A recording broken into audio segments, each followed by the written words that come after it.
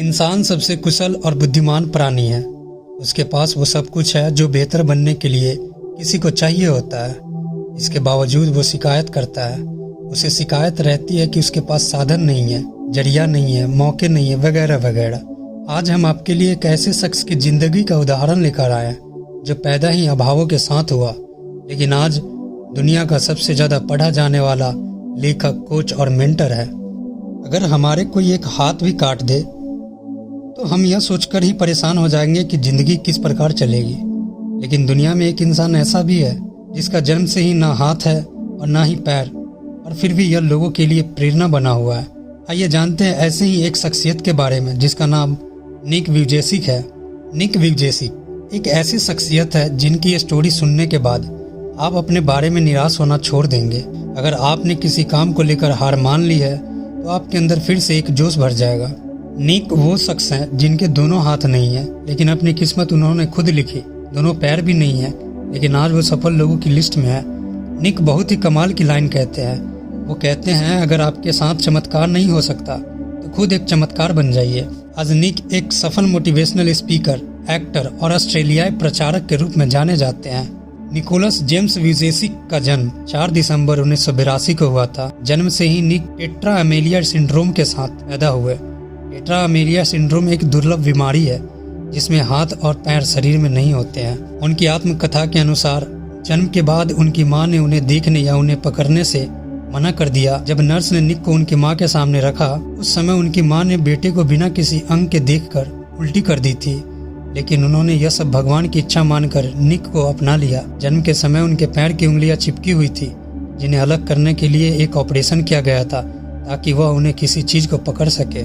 आज वे उन उंगलियों से टाइप कर सकते हैं, उनसे चीजों को उठा सकते हैं और गेंद को किक भी कर सकते हैं। क्या आप विश्वास कर सकते हैं कि बिना हाथ पैर के निक पेंटिंग कर सकते हैं और साथ ही वे तैर सकते हैं, स्काई डाइविंग कर सकते हैं और सर्फिंग भी कर सकते हैं। उनके माता पिता ने उन्हें काफी प्रेरित किया। विकलांग स्कूल भेजने के बजाय उन्होंने निक को एक नॉर्मल स्कूल यानी सार्वजनिक स्कूल में भेजा। निक कहते हैं, जीवन में उन्होंने जिन जिन लोगों से मिले, चाहे वो दोस्त हो, रिश्तेदार हो या सहकर्मी हो, उन सभी ने उन्हें काफी प्रेरित किया। मेलबर्न में जब वे बड़े हो रहे थे, निक ने मानसिक, भावनात्मक और शारीरिक रूप से बहुत संघर्ष किया। स्कूल में उन्हें दूसरे बच्चों द्वारा परेशान किया जाता था। इन सब बातों से दुखी होकर उन्होंने आत्महत्या का प्रयास किया जब वो सिर्फ 10 साल के थे, लेकिन अपने परिवार के प्यार के कारण वे ऐसा नहीं कर पाए। निक का पहले ये सोचना कि मैं जीने के काबिल नहीं हूँ, यह सब मुझे बुरा लगता था। मैं भगवान से नफरत करता था क्योंकि उन्होंने मेरे साथ ऐसा किया। मैं सोचता था कि मेरा क्या होगा जब मेरे माता पिता मेरी देखभाल करने के लिए नहीं रहेंगे। जब मैं 13 साल का था तो मैंने एक विकलांग व्यक्ति के बारे में एक अखबार का लेख पढ़ा जिसने अपनी विकलांगता से ऊपर उठकर अच्छी चीजों को हासिल किया और साथ ही दूसरों की मदद किया करता था। तब मुझे एहसास हुआ कि भगवान ने हमें ऐसा क्यों बनाया, दूसरों को आशा देने के लिए कि वे भी अच्छा जीवन जी सकते हैं। यह मेरे लिए इतना प्रेरणादायक था कि मैंने अपने जीवन का उपयोग अन्य लोगों को प्रोत्साहित करने और उन्हें वह साहस देने के लिए किया जो उस अखबार के लेख ने मुझे दिया था। जब निक 17 साल के थे और हाई स्कूल में पढ़ते थे तो अक्सर वो वहाँ के चौकीदार से बात किया करते थे। चौकीदार जब उनकी बात सुनता तो बहुत प्रभावित होता। एक दिन चौकीदार ने निक को बताया कि आप एक बहुत अच्छा स्पीकर यानी कि वक्ता बनेंगे। चौकीदार की इस बात ने निक का जीवन हमेशा के लिए बदल दिया।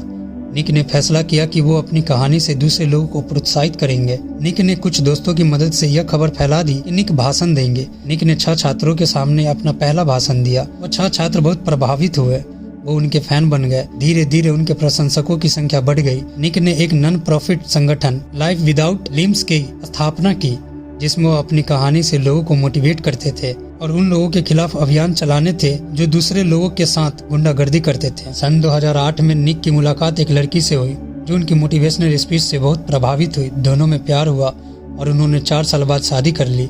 आज निक वुजेसिक 4 बच्चों का पिता है और अपनी लाइफ में बहुत खुश है। 17 साल की उम्र में अपने पहले भाषण से लेकर अब तक निक लगभग पूरे वर्ल्ड की यात्रा कर चुके हैं। आज निक सबसे ज्यादा डिमांडिंग स्पीकर है। निक विज्ञापन, फिल्मों में अपना अभिनय दिखा चुके हैं। आज निक के पूरे वर्ल्ड में करोड़ों प्रशंसक हैं। निक अपने खाली समय में पेंटिंग, स्विमिंग, स्काई डाइविंग भी करते हैं। निक आज सक्सेसफुल राइटर भी हैं। उनकी पहली बुक को 30 भाषाओं में अनुवाद किया गया था। हम सब लोग छोटी छोटी बातों और समस्या से हिम्मत हार जाते हैं। वहीं निक की कहानी हमें जीने के लिए हर बुरी परिस्थिति में जीना सिखाती है। इंसान चाहे तो कुछ भी कर सकता है। ऊपर वाला अगर एक दरवाजा बंद करता है तो दूसरा दरवाजा खोलता भी है। किसी भी काम को लेकर कभी भी उम्मीद ना छोड़े, अपने आप पर और खुदा पर भरोसा रखें। आज निक बिजनेस ग्रुप्स स्कूली बच्चों और अन्य व्यक्तियों को मोटिवेशनल स्पीच देने के लिए दुनिया भर की यात्रा करते हैं। उन्होंने 50 से अधिक देशों का दौरा किया है। 2008 में उन्होंने अपना पहला टीवी इंटरव्यू किया और तब से और उसके बाद कभी भी पीछे मुड़कर नहीं देखा। 9 मार्च वो कैलिफोर्निया 2002 में अर्थात यूएसए चले गए। 12 फरवरी 2012 को शादी की। आज इस दंपत्ति के 4 बच्चे हैं और साउथ कैलिफोर्निया यूएसए में रहते हैं। अगर निक जैसा व्यक्ति जिसके पास ना हाथ है और न ही पैर, अगर वो व्यक्ति अपने जीवन के सपने को पूरे कर सकता है, फिर आप क्यों नहीं कर सकते।